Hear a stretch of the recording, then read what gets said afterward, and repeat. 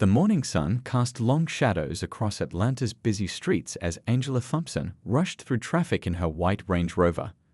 Her perfectly manicured nails drummed impatiently on the steering wheel as she checked her diamond-studded watch for the fifth time. She was running late for a crucial meeting with potential investors, and nothing would stand in her way today. At 42, Angela had built her real estate empire from scratch, becoming one of the city's most recognized luxury property dealers. Her reputation for being ruthless in business was only matched by her infamous temper when things didn't go her way. Today was supposed to be her biggest deal yet, a presentation that could land her firm a multi-million-dollar contract. The traffic light ahead turned yellow. Instead of slowing down, Angela pressed harder on the accelerator, convinced she could make it through the intersection before it turned red. That's when everything went wrong. A modest blue sedan had already started turning left with the proper signal. Angela's SUV slammed into the driver's side door with a sickening crunch of metal against metal. The impact sent both vehicles spinning, while nearby pedestrians gasped and pulled out their phones to record the scene. When the world stopped spinning, Angela's first thought wasn't about the other driver, it was about her car. She stepped out, designer heels clicking on the pavement, and surveyed the damage to her Range Rover's front end. Her face twisted with anger as she noticed the crumpled hood and shattered headlight. "Do you have any idea how much this car costs?" she shouted, storming toward the other vehicle. Her voice carried across the intersection, drawing more attention from gathering onlookers. The driver's door of the blue sedan slowly opened, and an elderly black man carefully stepped out. He wore a faded navy baseball cap with military pins, and his movement was cautious, one hand pressed against his side. Despite his obvious discomfort, his demeanor remained dignified. "Ma'am, are you all right?" he asked, his voice steady and concerned despite being the one who appeared injured. Angela scoffed, waving her hand dismissively. "I'm fine, but my car isn't. What were you thinking? Don't you know how to drive?" She pulled out her phone, more interested in calling her insurance company than checking on the man she'd just hit. A young woman who had witnessed the accident stepped forward. The light was red. He had the right of way. "I saw the whole thing, and I've got it on video." Angela's face flushed red, but she wouldn't back down. "Well, he should have seen me coming. I have an important meeting to get to. I don't have time for this nonsense." The elderly man leaned against his car, still holding his side. Another bystander noticed the Purple Heart license plate on his vehicle and the Vietnam veteran cap he wore. "Sir, would you like me to call an ambulance?" they offered. "That won't be necessary," Angela cut in, her voice sharp. "It's just a little fender bender. Stop making such a big deal about it." But the growing crowd wasn't having it. Phones recorded her behavior, and disapproving murmurs spread through the onlookers. A nearby shop owner brought out a chair for the elderly man, who accepted it with a grateful nod. "The police are on their way," someone announced, and Angela's expression darkened. This wasn't part of her plan. She was supposed to be closing the biggest deal of her career, not standing in the middle of an intersection with a damaged car and an increasingly hostile crowd. The elderly man, despite Angela's rudeness, maintained his composure. He quietly made a phone call of his own, speaking in low tones that Angela couldn't quite hear. Something about his calm demeanor made her uncomfortable. It was so at odds with her own agitation. Traffic backed up in all directions as police cars approached with their sirens wailing. Angela tapped her foot impatiently, checking her watch again. Her meeting had started 5 minutes ago, and she hadn't even called to say she'd be late. She was too proud to admit she'd caused an accident. The first police officer arrived and began taking statements from witnesses. The crowd was eager to share their videos and accounts of what happened. Angela's protests about being late for her meeting fell on deaf ears as the officer methodically documented the scene. Then something changed in the air. A sleek black government vehicle pulled up quietly beside the accident scene. The crowd parted as heavy doors opened, and a distinguished-looking man in an impeccable suit stepped out. His presence commanded immediate attention, and even Angela fell silent as he approached. The elderly veteran's face brightened with recognition. "You didn't have to come," he said softly to the newcomer. The man in the suit adjusted his tie and revealed a federal badge that caught the morning sunlight. "When my father gets hit by a reckless driver, everything else can wait," he replied, loud enough for everyone to hear. Angela's face drained of color as she recognized him. This wasn't just any federal agent. This was Thomas Wilson, the newly appointed FBI director for the Southeast region. The same man whose office her firm had been pursuing for their biggest contract ever. And she had just crashed into his father. The realization hit her harder than the collision itself. Her perfectly planned day, her crucial meeting, her professional reputation. Everything was crumbling around her. As she watched Thomas Wilson tenderly check on his father, the true weight of her actions began to sink in. The morning sun now felt too bright, the crowd's stares too intense, and her own voice from minutes ago too harsh in her memory.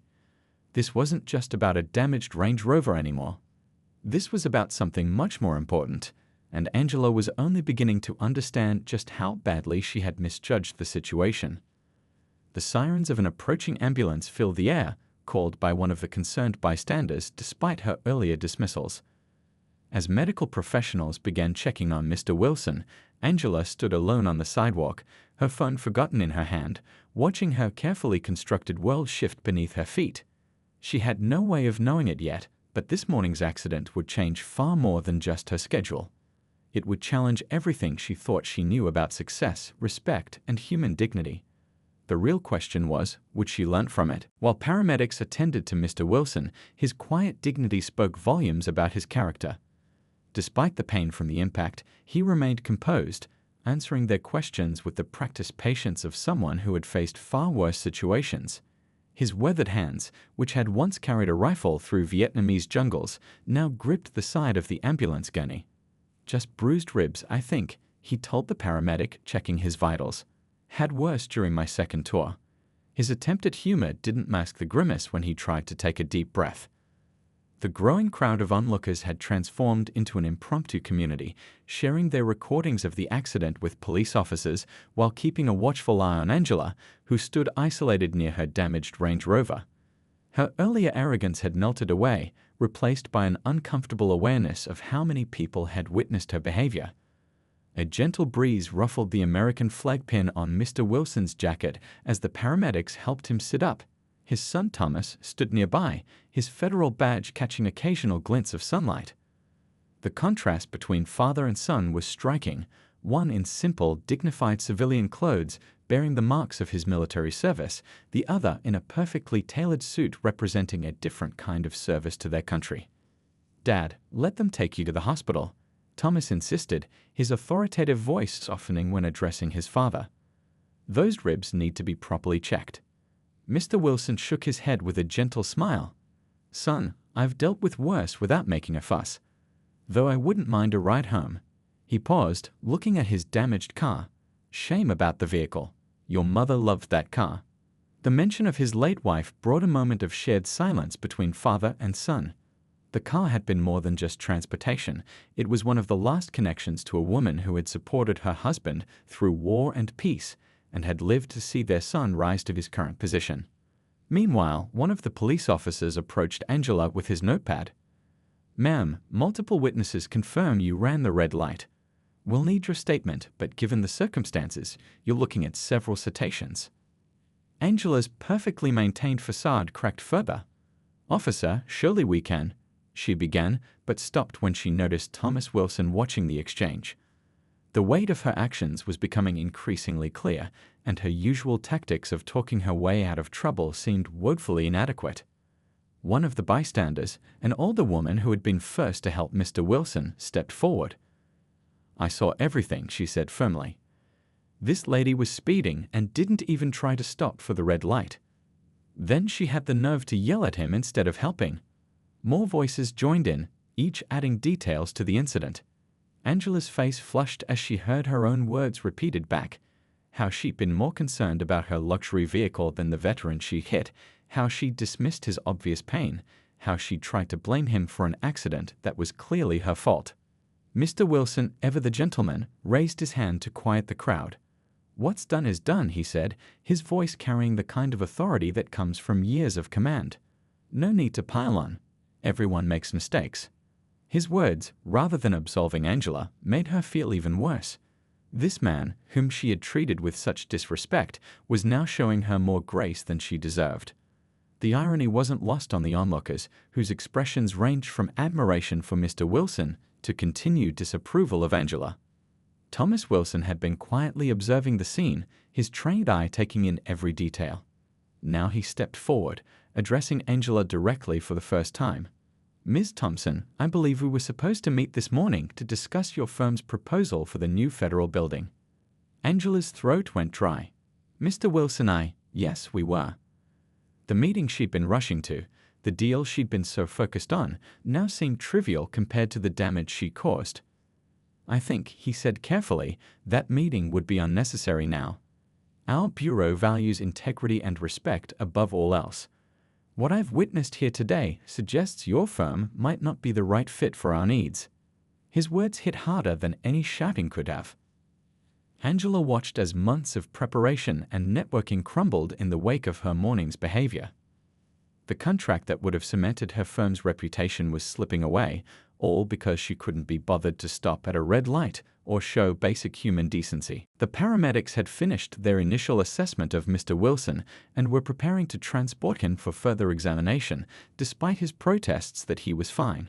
As they helped him onto the stretcher, his military cap slipped slightly, revealing a small scar near his temple, another reminder of his service to his country. "Son," Mr. Wilson called out to Thomas, "don't be too harsh. Sometimes the best lessons come from our worst mistakes." He looked meaningfully at Angela as he spoke, not with condemnation but with understanding. It was the look of someone who had seen both the best and worst of human nature and had learned to hope for the former while accepting the latter. The morning traffic had begun to flow again around the accident scene. Tow trucks arrived to clear the damaged vehicles, and the crowd slowly dispersed, though not before several people had shaken Mr. Wilson's hand and thanked him for his service. Each handshake, each word of gratitude, felt like another indictment of Angela's behavior. As the ambulance prepared to leave, Thomas Wilson turned to address the remaining onlookers. "Thank you all for your help and concern." His voice carried the same quiet authority as his father's, though shaped by boardrooms rather than battlefields. "The police have your statements, and I trust this matter will be handled appropriately." Angela stood alone on the sidewalk, watching as both her car and her career prospects were towed away. The morning sun that had seemed so promising earlier now felt like a spotlight, illuminating every poor choice she had made. The weight of her actions settled around her shoulders like a heavy cloak, and for the first time in years, she felt something she had almost forgotten: shame. The sight of Mr. Wilson's Purple Heart license plate, bent but still legible on his damaged car, served as a final reminder of the day's true cost. It wasn't measured in damaged vehicles or lost contracts, but in the disrespect shown to someone who had given so much for his country. As the tow truck pulled away, Angela realized she had a long road ahead, not just to salvage her career, but to become someone worthy of the grace Mr. Wilson had shown her. The arrival of Thomas Wilson at the accident scene changed everything. His government vehicle, a black Chevrolet Suburban with tinted windows, commanded immediate attention as it pulled up to the curb.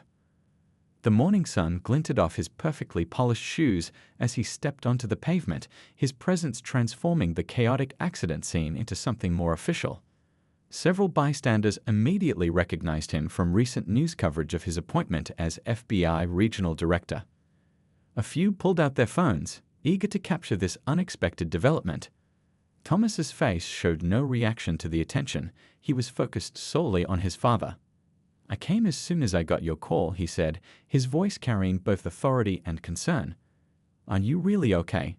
He studied his father's face with the careful attention of a son who knew his father's tendency to downplay injuries. The paramedics paused their work, respectfully waiting as Thomas spoke with his father. One of them couldn't help but whisper to her partner, "That's the new FBI director. I saw him on the news last week." Angela stood frozen, her designer heels suddenly feeling unsteady beneath her. She watched as Thomas expertly took control of the situation, speaking quietly with the police officers while keeping one eye on his father. His presence seemed to fill the entire intersection, making her feel smaller with each passing moment. "Sir," one of the officers approached Thomas, "we have multiple witness statements and video evidence showing Ms. Thompson ran the red light and then—" he glanced at Angela, "became confrontational with your father." Thomas nodded, his expression unreadable. I appreciate your thoroughness, officer. Please make sure everything is properly documented. His words were professional, but there was an edge to them that made Angela's stomach clench. A young intern from Thomas's office arrived, carrying a leather briefcase and looking slightly out of breath. Director Wilson, I've rescheduled your morning meetings, but the secretary is still expecting you for the 2 o'clock conference call. Thomas waved away the concern. Family comes first. The secretary will understand. He turned his attention back to his father, who was now sitting in the back of the ambulance while paramedics checked his blood pressure. The gathered crowd had thinned somewhat, but those who remained were treated to an unexpected display of family dynamics. Despite his high-ranking position, Thomas Wilson was first and foremost a concerned son, fussing over his father in a way that made several onlookers smile knowingly. "Son," Mr. Wilson said with gentle exasperation, "you don't need to hover. I've survived worse than a fender bender." He adjusted his veteran's cap, wincing slightly at the movement. "That's not the point, Dad," Thomas replied, his professional demeanor slipping just enough to reveal his worry. "You're all I've got left since Mom passed. Let me do my job as your son." Angela felt like an intruder witnessing this private moment between father and son. The mention of their loss made her previous behavior seem even more shameful. She thought about her own father, who had worked 2 jobs to put her through college, and how she would feel if someone treated him the way she had treated Mr. Wilson. The police officer handling the accident report approached Angela again. "Ma'am, we're ready to take your official statement now." His tone was professional but cool, clearly affected by what he had witnessed earlier. As Angela followed the officer to his patrol car, she could feel Thomas Wilson's gaze following her.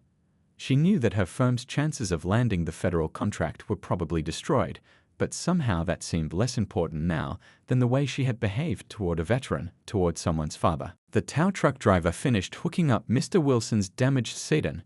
"Shame about this car," he commented, noticing the careful maintenance despite its age. "They don't make them like this anymore." "No, they don't," Mr. Wilson agreed, watching as his car was lifted. "My wife picked out that color, said it reminded her of the ocean." His voice carried a hint of melancholy that made several bystanders look away, respecting his private moment of remembrance. Thomas placed a hand on his father's shoulder, the gesture speaking volumes about their relationship. Despite their different paths in life, one through military service, the other through law enforcement and government service, their bond was evident to everyone watching. Director Wilson, another FBI agent, had arrived on scene. "The hospital is expecting your father. We've arranged for extra privacy considering the circumstances." Angela overheard this while giving her statement to the police. The reality of who she had crashed into, and more importantly, how she had behaved afterward, was still sinking in. Each new detail about the Wilsons made her feel worse about her actions. The paramedics finally convinced Mr. Wilson to lie down on the stretcher, though he insisted it was unnecessary. "Just a precaution, sir," one of them assured him. "With your service history, we want to be thorough." Thomas supervised as they loaded his father into the ambulance. His face showed the strain of balancing his professional responsibilities with his personal concerns. A few feet away, his assistant was quietly rearranging his schedule on a tablet, occasionally glancing up with sympathy. "Miss Thompson," Thomas called out suddenly, making Angela jump. "I trust you understand that this incident will have consequences beyond just traffic citations." His voice was measured, professional, but there was no mistaking the underlying message. Angela nodded, unable to find words that wouldn't sound hollow or self-serving. She watched as Thomas climbed into the ambulance with his father, choosing family over the countless meetings and responsibilities that awaited him. As the ambulance pulled away, its sirens silent out of respect for Mr. Wilson's wishes, Angela was left standing on the sidewalk with the police officers and the remaining onlookers. Her phone buzzed repeatedly, likely her office wondering where she was, but she couldn't bring herself to answer it. The morning had started with her rushing to an important meeting, focused solely on closing a deal. Now, watching the government vehicle follow the ambulance away from the scene, she realized she had learned something far more valuable than any business contract could offer. The police officer handed her a clipboard with various forms to sign. "You'll need to appear in court next month," he explained, his tone making it clear that this was not negotiable. Given the circumstances and the victim's status, I'd suggest taking this very seriously. Angela's hand trembled slightly as she signed the papers. The intersection had cleared, traffic was flowing again, but she knew that nothing would really go back to normal. She had crashed not just into a car, but into a family's life, and the ripples from that collision would be felt for a long time to come. The morning sun had risen fully now, casting short shadows on the pavement where broken glass still glittered. Angela looked down at her designer outfit, chosen so carefully for the meeting she would never attend, and realized that sometimes life's most important lessons come wrapped in the most unexpected packages. The hospital waiting room buzzed with quiet activity as Angela paced nervously near the entrance. After the accident, she had followed the ambulance, driven by an urge she couldn't quite explain. Now, watching medical staff hurry past, she felt increasingly out of place in her expensive business suit and heels. Through the waiting room windows, she could see reporters gathering outside. Word had spread quickly about the FBI regional director's father being involved in an accident, and the media was hungry for details. A security guard kept them at bay, but their presence added to Angela's growing discomfort. Her phone hadn't stopped buzzing since morning. Her business partners had already heard about the incident. News traveled fast in Atlanta's business circles. The last message she'd read was from her firm's senior partner. Board meeting called for 3 p.m. Your presence required. This is serious. A nurse walked past, carrying a folder with Wilson visible on its tab. Angela watched as the woman disappeared down a corridor, wondering how Mr. Wilson was doing. The guilt she felt had only grown stronger with each passing hour. Ms. Thompson. Thomas Wilson's voice made her jump. He stood behind her, his suit jacket now removed, and his tie loosened slightly. I'm surprised to see you here. Angela turned, struggling to maintain eye contact. Mr. Wilson, I wanted to make sure your father was okay. The words felt inadequate even as she spoke them. Thomas studied her for a moment, his expression unreadable. He's getting x-rays now. 2 bruised ribs and some minor cuts. He paused, letting the information sink in. The doctors want to keep him overnight for observation, given his age and medical history. The mention of medical history made Angela's throat tighten. She thought about the military pins on Mr. Wilson's cap, wondering what other injuries he had sustained serving his country. Mr. Wilson, she began, about the federal contract. That's no longer on the table, he interrupted firmly. But I suspect you already knew that. His tone wasn't angry, just matter-of-fact, which somehow made it worse. A young doctor approached them, tablet in hand. Director Wilson, your father's x-rays are ready. Would you like to? Yes, thank you. Thomas turned to follow the doctor, then paused. Ms. Thompson, do you know what my father said about you? When she shook her head, he continued, he said everyone deserves a chance to make things right. That's the kind of man he is, the kind of man you disrespected this morning. The words hit Angela like physical blows. She watched Thomas disappear down the hallway, leaving her alone with her thoughts and the constant buzzing of her phone. Finding a quiet corner of the waiting room, she finally checked her messages. Dozens of missed calls, texts, and emails flooded her screen. The story had spread through social media, with several videos of her post-accident behavior already going viral. Her firm's reputation was taking a beating, and she was at the center of it all. One message caught her eye, a link to a local news website. The headline made her stomach drop. FBI director's father, Vietnam veteran, injured in collision with prominent realtor. Below was a photo of Mr. Wilson from his military days, young and proud in his uniform, standing next to his wife. The article mentioned his 2 Purple Hearts and Silver Star. Angela's vision blurred as she read about his military service, his decades of community work, his volunteer efforts at the local veterans center. The man she had treated so dismissively that morning had spent his entire life serving others. A commotion near the entrance drew her attention. News crews were trying to get statements from hospital staff. Among them, she recognized faces from real estate publications. Reporters who had once covered her business success were now hunting for a different kind of story. Her phone buzzed again, another message from her office. Contract bid withdrawn by FBI. 3 other clients requesting meetings to reevaluate our relationship. Damage control needed ASAP. The professional consequences were mounting, but somehow they felt secondary now. Angela found herself thinking about her own father again, about respect, about the kind of person she had become in her pursuit of success. Through the waiting room windows, she could see more media vehicles arriving. The story was growing, and with it, the impact on her reputation. But sitting there, watching people come and go, she realized something important. She wasn't worried about her business anymore. She was worried about the man in the hospital bed, the veteran she had treated so poorly. An elderly volunteer pushing a cart of magazines stopped near her. "Rough day?" she asked kindly, noticing Angela's distress. "I made a terrible mistake," Angela replied, surprising herself with her honesty. "And I don't know how to fix it." The volunteer smiled gently. Admitting it is usually the first step. She offered Angela a tissue. "The rest comes from what you do next." Thomas Wilson emerged from the hallway, now talking quietly with the doctor. Their serious expressions made Angela's heart sink further. She stood up, uncertain whether to approach them or leave. The decision was made for her when Thomas noticed her and walked over. "They're keeping him overnight," he said, his professional mask slipping slightly to show his concern. The impact aggravated some old injuries from his service days. Angela felt sick. "I'm so sorry," she whispered, the words feeling wholly insufficient. "You know," Thomas said, looking out at the gathering media, "my father spent 30 years teaching me about integrity. He always said it's not about what you do when everyone's watching, it's about what you do when you think nobody is." The irony wasn't lost on Angela. She had acted horribly when she thought Mr. Wilson was just another elderly driver. Now, with cameras rolling and her reputation crumbling, she was finally beginning to understand the lesson. A security guard approached them.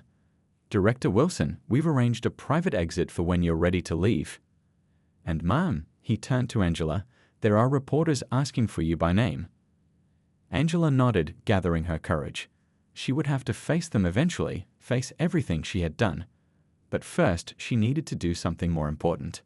"Mr. Wilson," she said, turning to Thomas, "would it be possible? Could I apologize to your father in person? Not for the cameras, not for my image, just because he deserves it." Thomas studied her for a long moment, perhaps searching for sincerity in her request. Finally, he nodded slightly. "He's in room 412. But Ms. Thompson," his voice hardened slightly, "make it count." As Angela walked toward the elevator, her heels clicking softly on the hospital floor, she knew that whatever happened next would define her far more than any business deal ever could. The cameras outside could wait. Right now, she had something more important to do, something that had nothing to do with contracts or public relations, and everything to do with being human. The aftermath of the accident spread through Atlanta's business community like wildfire. In her downtown office, Angela sat behind her desk, staring at her computer screen as email after email delivered bad news. Clients were distancing themselves, partnerships were being reevaluated, and her carefully built reputation was crumbling. The morning's viral videos had been picked up by local news stations, showing her behavior at the accident scene from multiple angles. Her business partner, Richard, stood by the window, shaking his head as he watched another news van park outside their building. "Have you seen the latest?" he asked, turning his tablet toward her.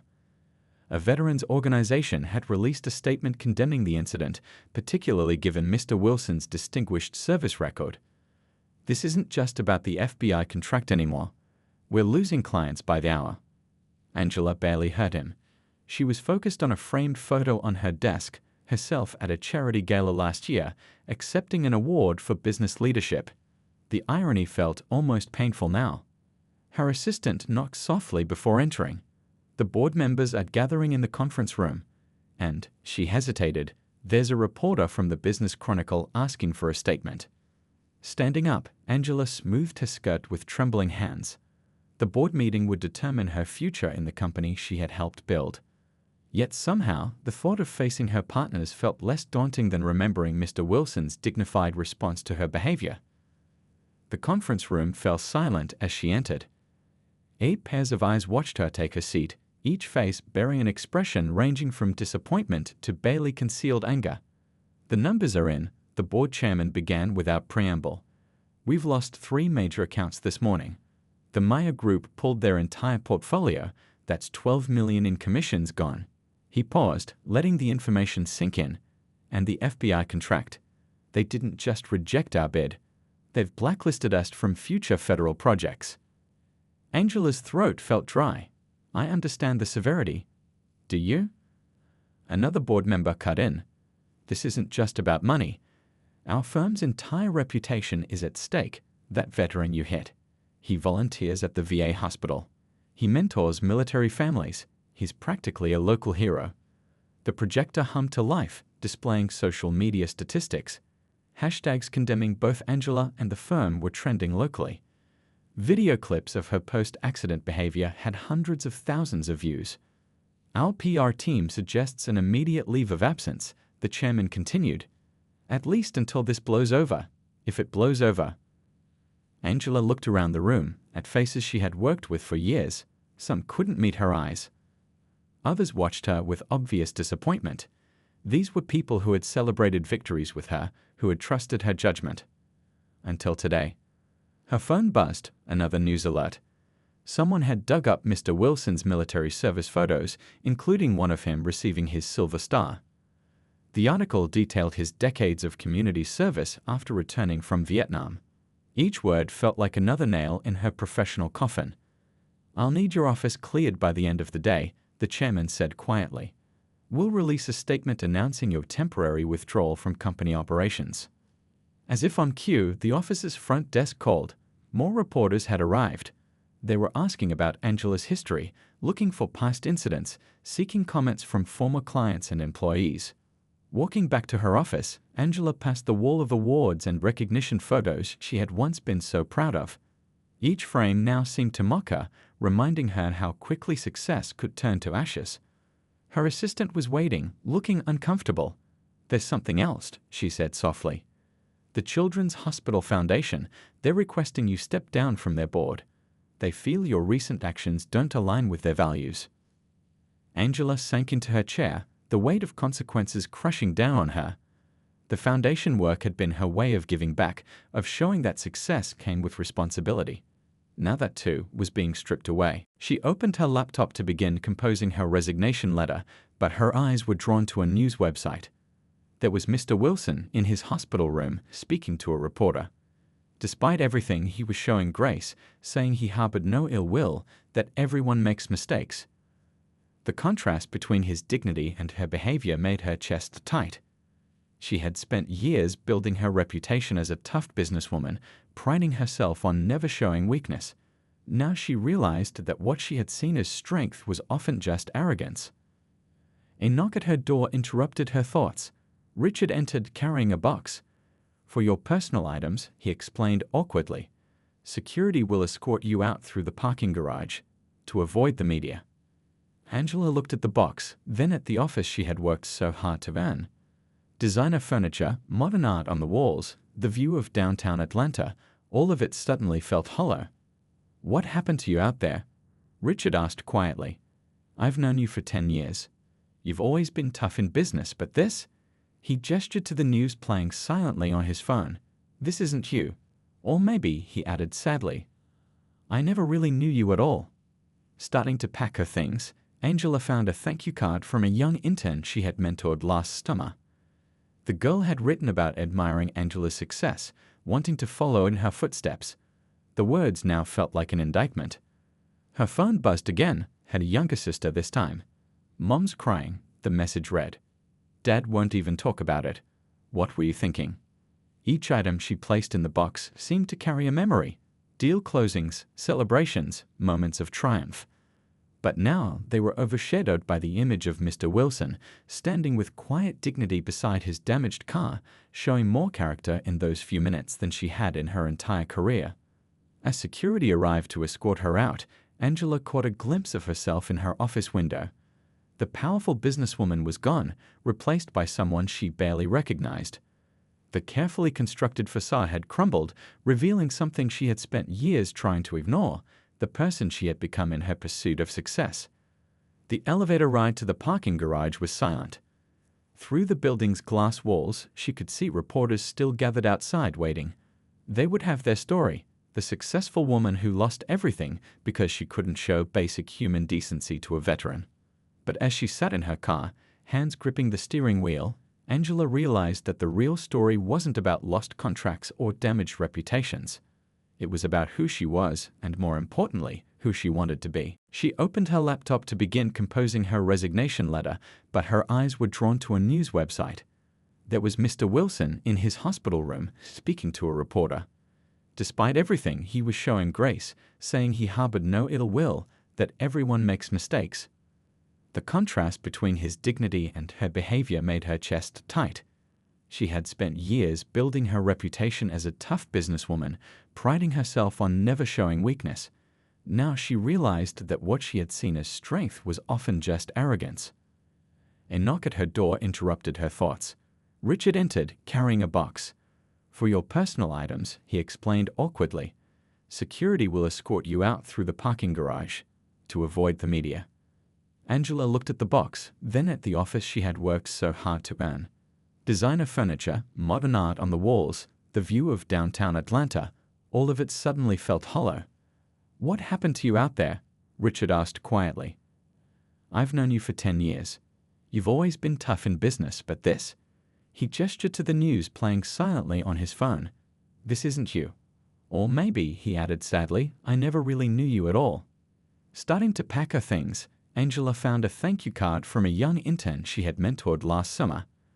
The girl had written about admiring Angela's success, wanting to follow in her footsteps.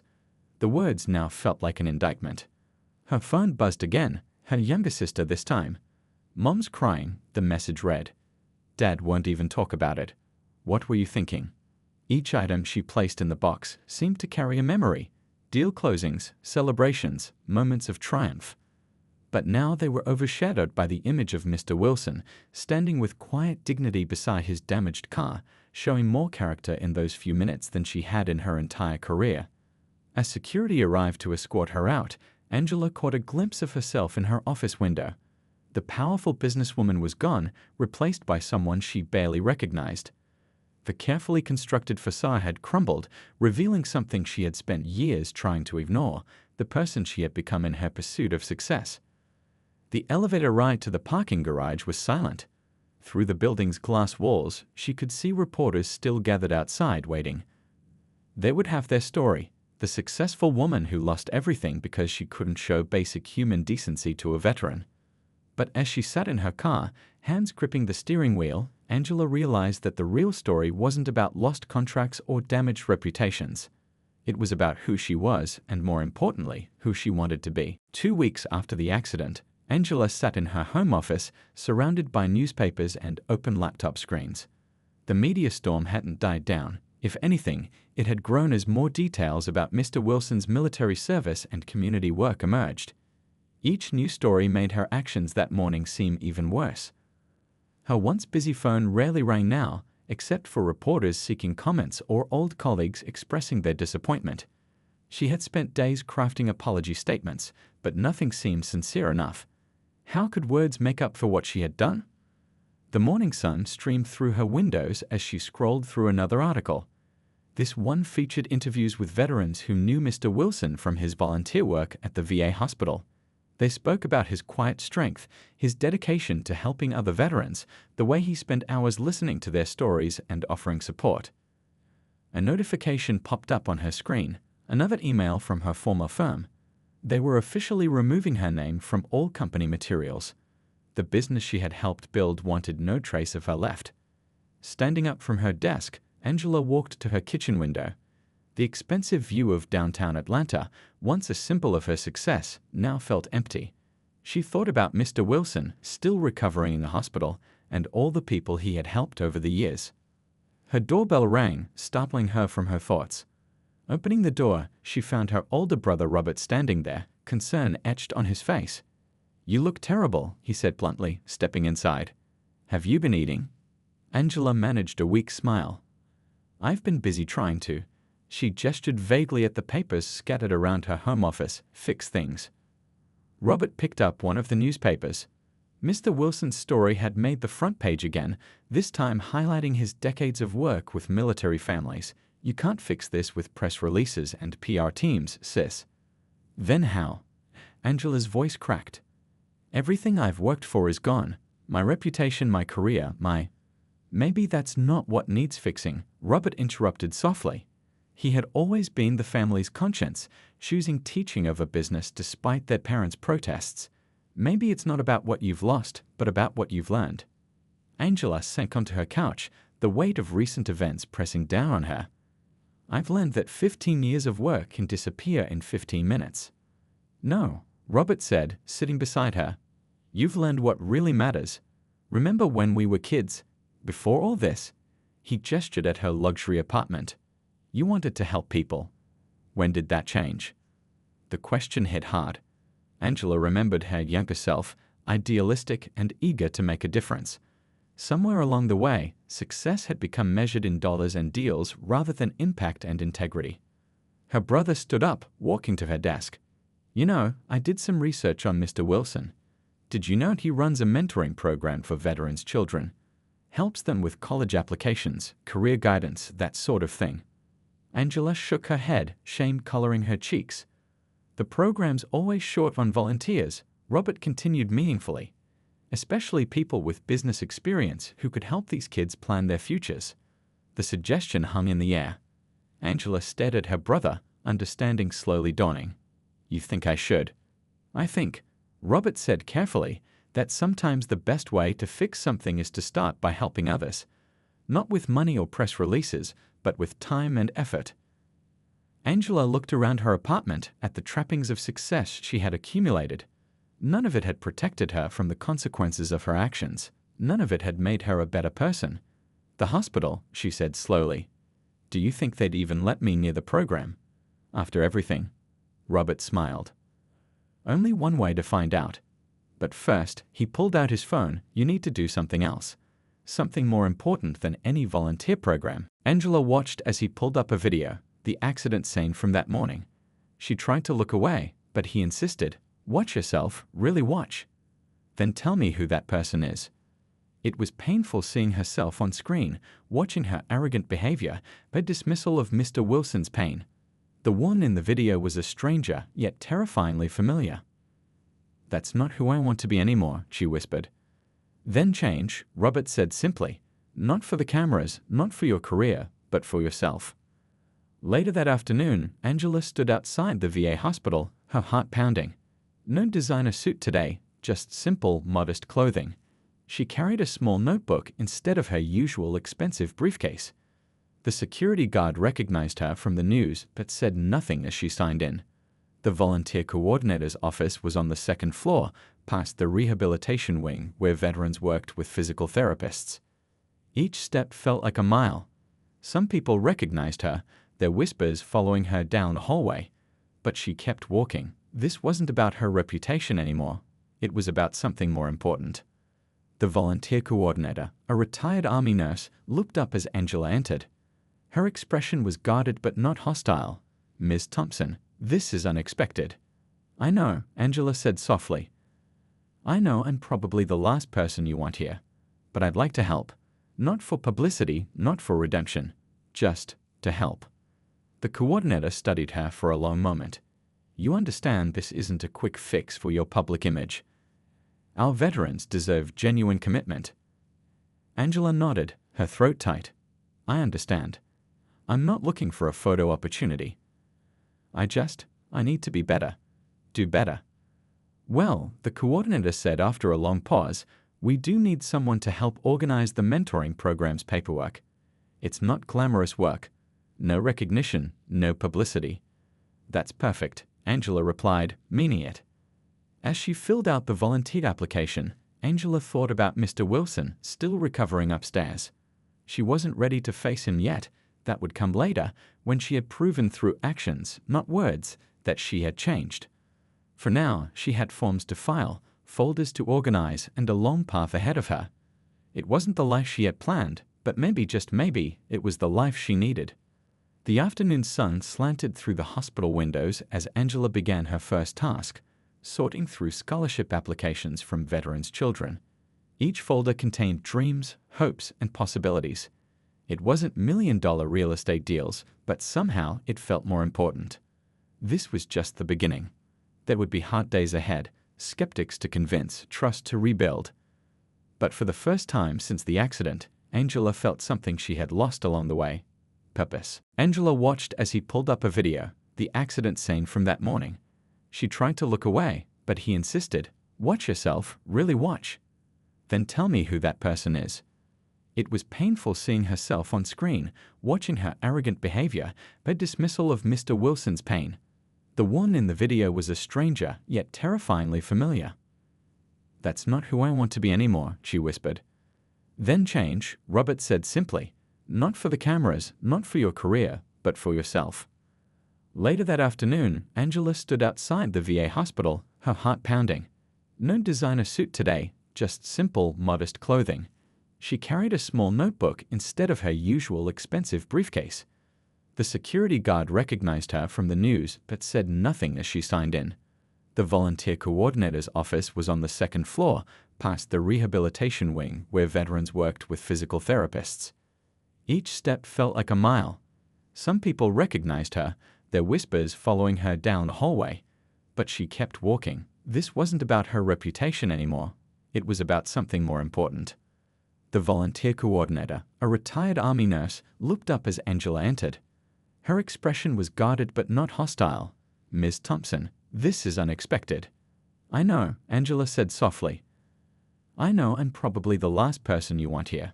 But I'd like to help. Not for publicity, not for redemption. Just to help." The coordinator studied her for a long moment. "You understand this isn't a quick fix for your public image. Our veterans deserve genuine commitment." Angela nodded, her throat tight. "I understand. I'm not looking for a photo opportunity. I need to be better. Do better." "Well," the coordinator said after a long pause, "we do need someone to help organize the mentoring program's paperwork. It's not glamorous work. No recognition, no publicity." "That's perfect," Angela replied, meaning it. As she filled out the volunteer application, Angela thought about Mr. Wilson still recovering upstairs. She wasn't ready to face him yet. That would come later, when she had proven through actions, not words, that she had changed. For now, she had forms to file, folders to organize, and a long path ahead of her. It wasn't the life she had planned, but maybe, just maybe, it was the life she needed. The afternoon sun slanted through the hospital windows as Angela began her first task: sorting through scholarship applications from veterans' children. Each folder contained dreams, hopes, and possibilities. It wasn't million-dollar real estate deals, but somehow it felt more important. This was just the beginning. There would be hard days ahead, skeptics to convince, trust to rebuild. But for the first time since the accident, Angela felt something she had lost along the way: purpose. After he left, Angela sat at her desk, looking at the wall of college acceptance letters from students she helped. Each one represented a future, a dream, a possibility. Her own photo was nowhere to be seen. This wasn't about her anymore. The afternoon sun streamed through her small office window, so different from her former corner office view. But now she saw things differently. Success wasn't measured in square footage or salary, but in lives touched and changes made. Her phone buzzed. A text from her brother Robert. "Proud of you, sis. Mom and Dad want to volunteer too. Think you can find something for them?" Angela smiled, remembering his words from months ago about fixing what really needed fixing. The accident had cost her a career, but had given her something far more valuable: perspective. Outside her office, she could hear the bustling activity of the VA hospital. Veterans working through physical therapy, families supporting their loved ones, volunteers making a difference in quiet ways. She was part of something bigger now, something that mattered.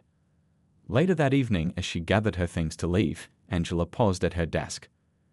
A new scholarship application needed review, another young person hoping for a chance at education. 6 months ago, she would have dismissed such work as beneath her. Now she understood this was exactly where she needed to be. The setting sun painted the hospital walls in warm colors as she walked to her car, not the luxury SUV of before, but a modest sedan that suited her new life. Tomorrow would bring more applications to review, more students to mentor, more lives to touch in small but significant ways. And somewhere in those quiet moments of service, Angela had found something she never knew she was missing: peace. Not the temporary satisfaction of closing a big deal, but the lasting fulfillment of making a real difference. She had learned that sometimes life's biggest setbacks can lead to its greatest comebacks, not in terms of money or status, but in the currency of human connection and genuine purpose. The accident that had seemed to end everything had actually begun something new. As Angela drove home that evening, she realized that sometimes losing your way is necessary to find your true path. It wasn't the ending she had planned, but it was the beginning she needed, and that made all the difference.